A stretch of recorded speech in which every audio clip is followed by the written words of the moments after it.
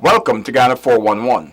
Taking care of vulnerable persons is oftentimes believed to be the responsibility of the state, but it is found that when state institutions and individuals work together, the lives of vulnerable persons can be made so much more comfortable. This week, we look at what is being done to protect and support vulnerable persons in our society, especially children.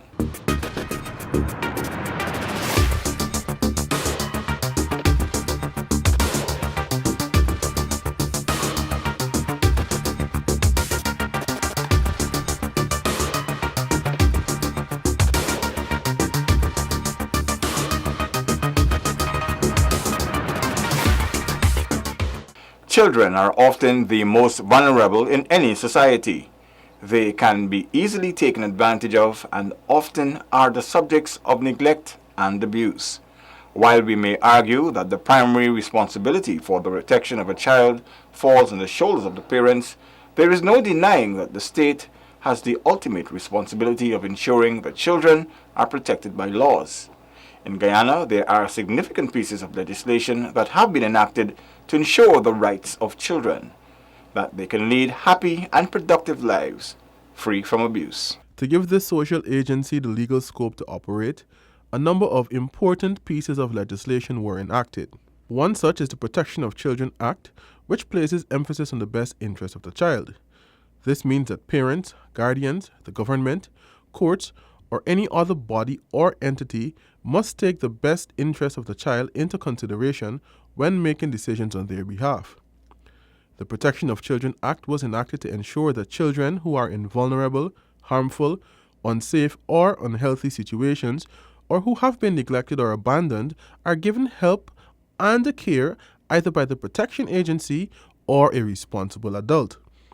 The establishing of the family court and the tabling of its rules seeks to provide additional legal support to children exposed to varying levels of abuse within the family setting. Many aspects critical to the best interests of children fall under the domain of the family court. For example, adoption, custody, maintenance, neglect of children, domestic violence, and juvenile matters.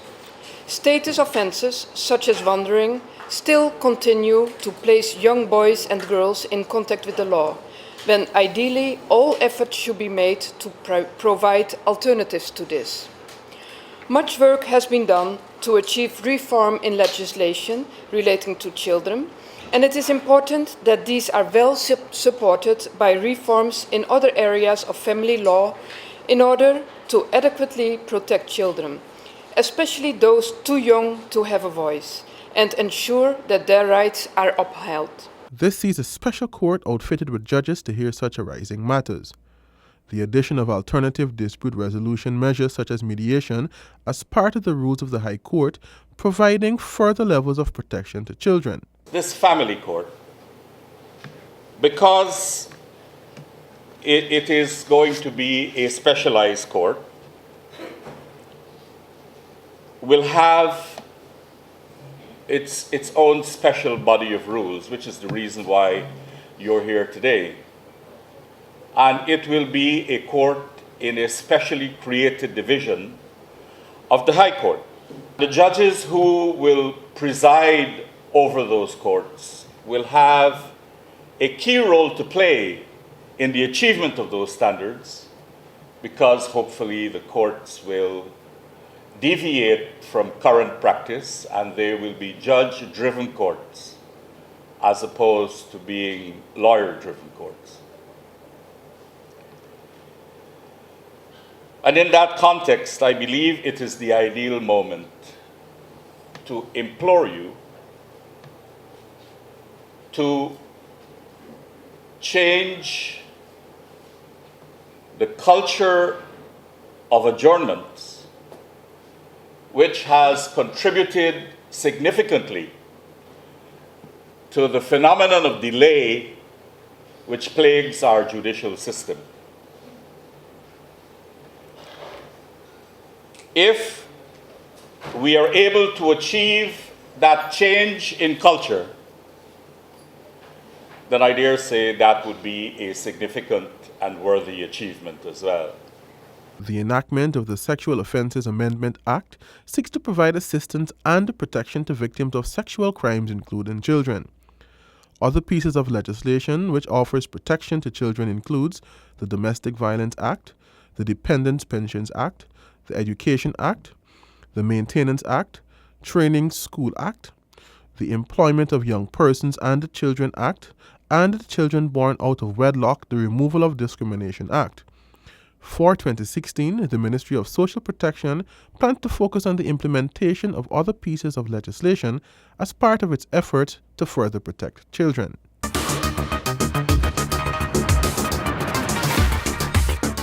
Focus on the welfare and protection of the vulnerable is also seeing special attention being placed on upgrading and establishing centers to support the restoration of their dignity and to offer them protection. There are numerous initiatives being undertaken to support vulnerable persons. There is the construction of a home for male trafficking persons, TIP victims who are 18 years and older.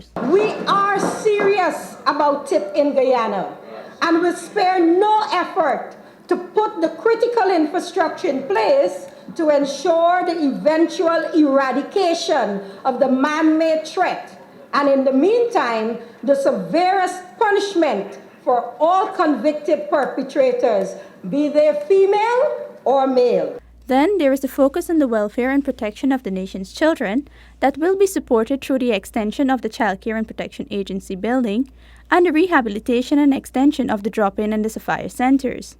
These institutions are critical to the provision of support to efforts aimed at child adoption, custody and guardianship, as well as child maintenance. To root out the scourge of child abuse, the government is working to establish a number of advocacy centers, or one-stop shops as they're called.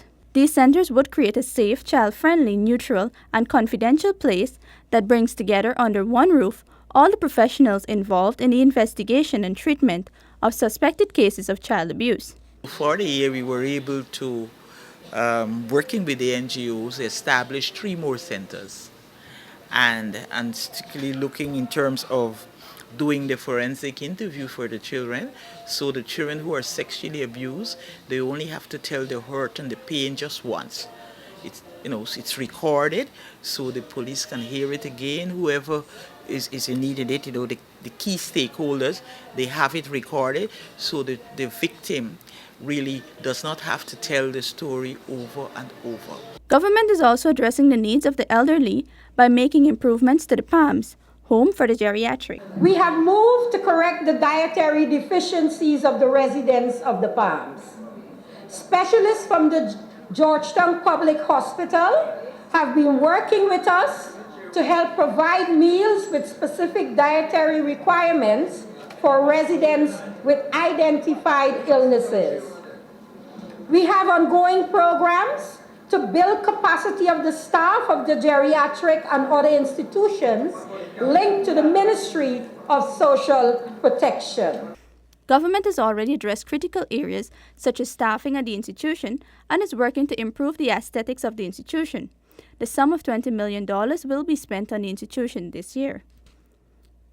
In the continued quest to eliminate domestic violence and sexual offense, the government has allocated $40 million in the 2016 budget for the construction of a center for victims of domestic violence. The homeless have not been left as the government focuses on improving the life of vulnerable persons. At the Hugo Chavez Center, facilities are being upgraded and the services being improved. We reviewed the management system, but we have introduced new programs such as the fish and chicken farms and provision of greenhouses for agriculture, so residents can learn the skills to guarantee full integration into society. Sir, a partnership with the Food and Agriculture Organization and our own Ministry of Agriculture have begun the process of self-sufficiency, and presently, sir, there are 7,000 tilapias being reared.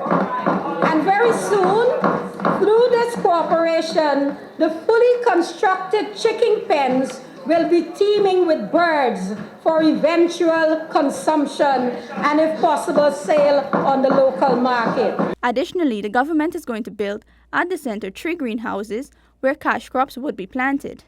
This would help the residents to become once more financially independent. Female residents are to soon start life skills training programs, and the men are scheduled to attend practical instruction centers, where they will be trained in numerous aspects of woodwork. Meanwhile, at the night shelter, through the intervention of the government, residents now have running water after 5 years. The institution is also now cleaned on a daily basis, clothing is available for residents, and government has installed washing machines with the support of corporate sponsors to help with the laundry.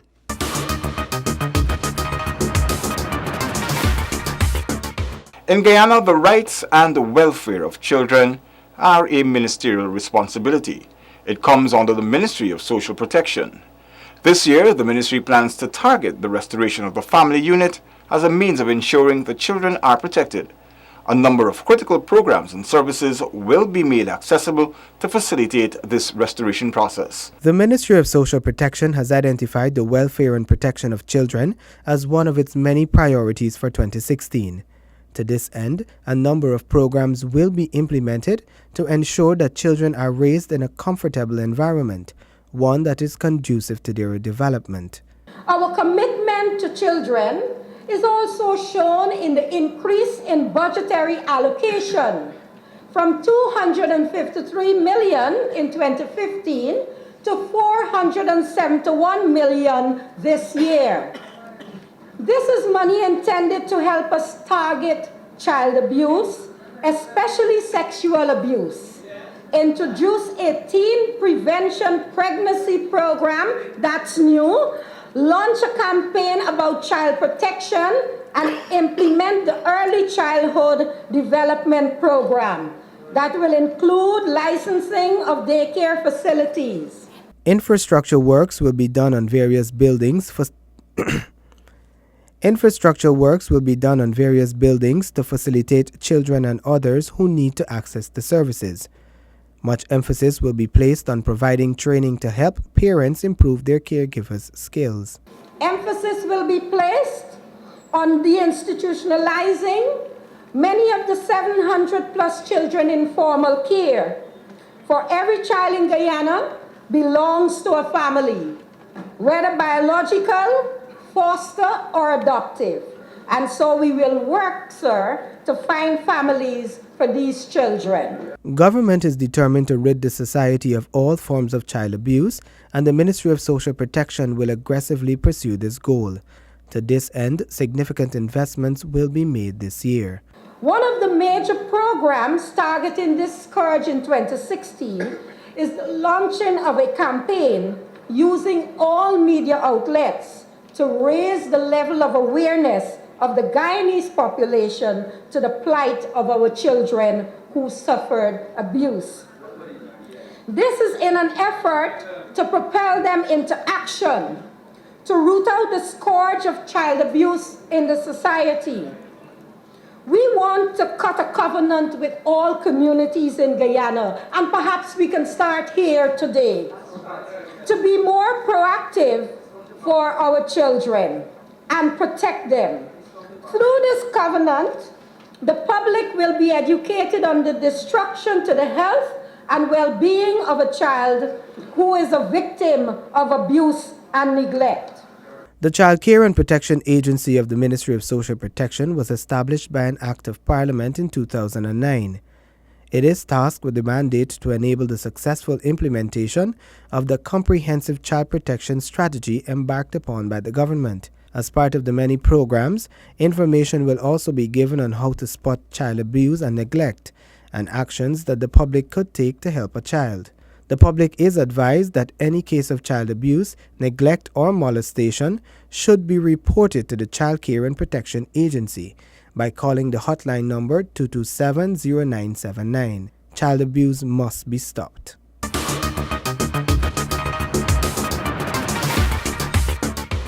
The goal of the government of Guyana is to ensure that every child is in a family environment where they are loved, protected, and can develop their full potential. In most instances, this environment is provided by parents and or close relatives.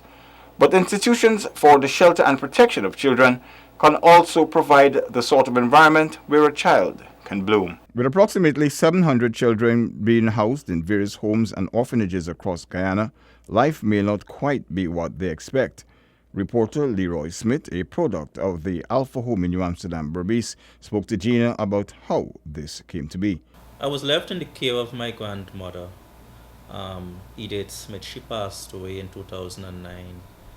And my mother went to Suriname, and my father was living in the United States. Um, Based on what my grandmother said to me, is that my father would have tried on many occasions to get me to go with him, but there were some hiccups somewhere along the line and so on. So that never materialized.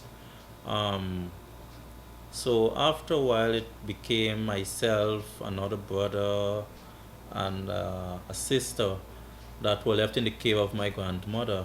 So my grandmother could not have afforded looking after three children. She was working at Uncle Eddie's home at the time, and the salary there was somewhere around $6,000 a week.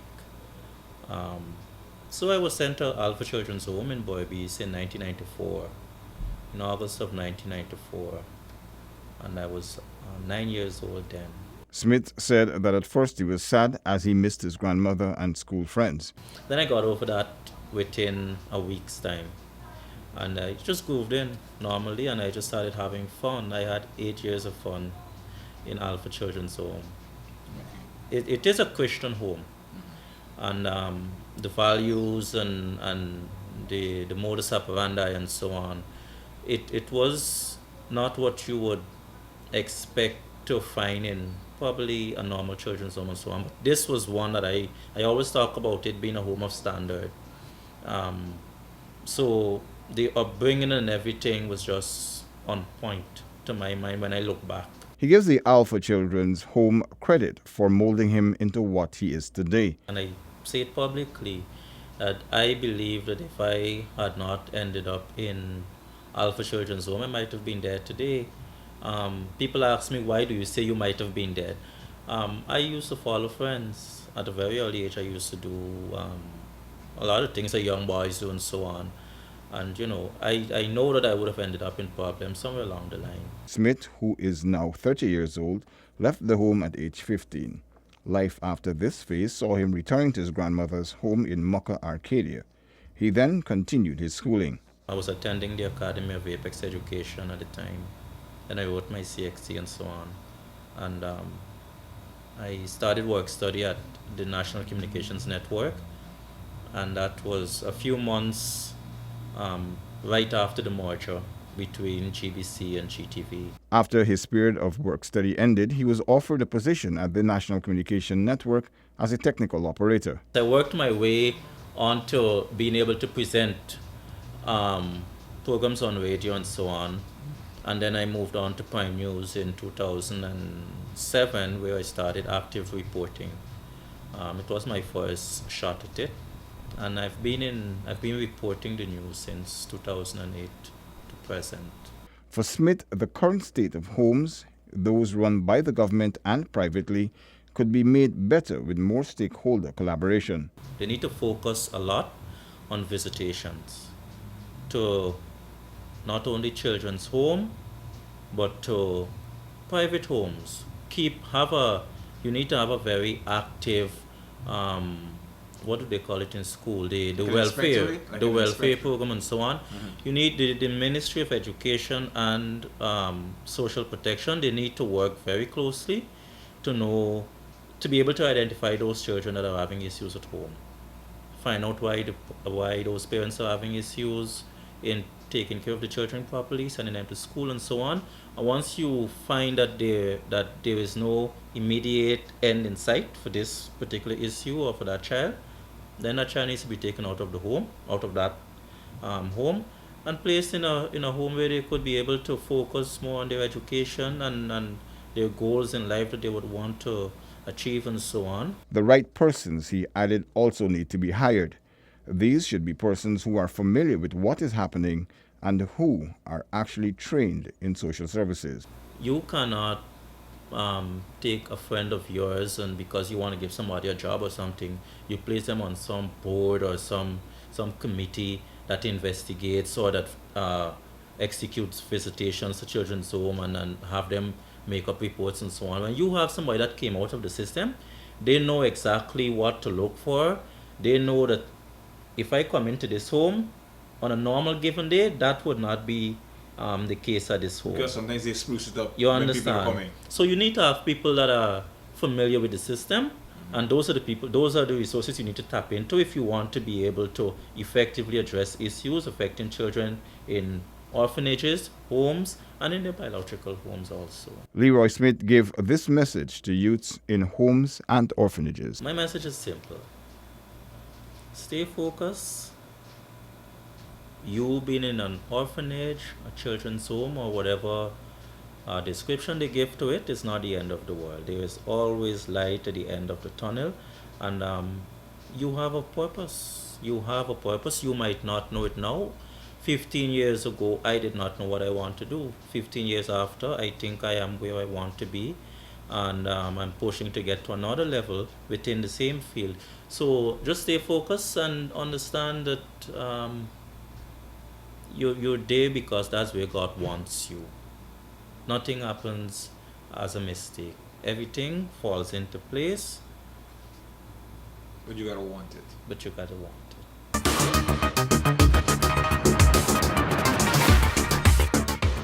That has brought us to the end of Ghana 411 for this week.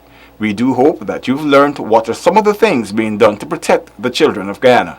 You can view our other programs on YouTube, and remember that every child is important to our country and all of our children have rights.